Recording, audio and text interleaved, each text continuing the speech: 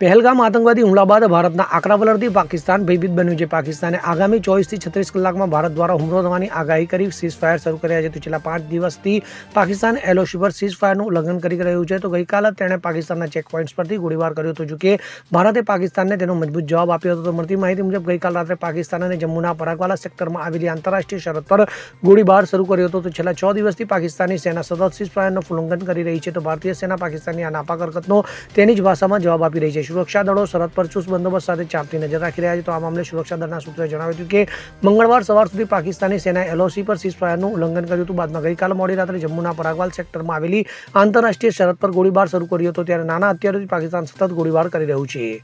Bureau report CN24 news. હવે જુઓ દેશ દુનિયાની તમામ ખબરો તમારી આંગળીના ટેરવે.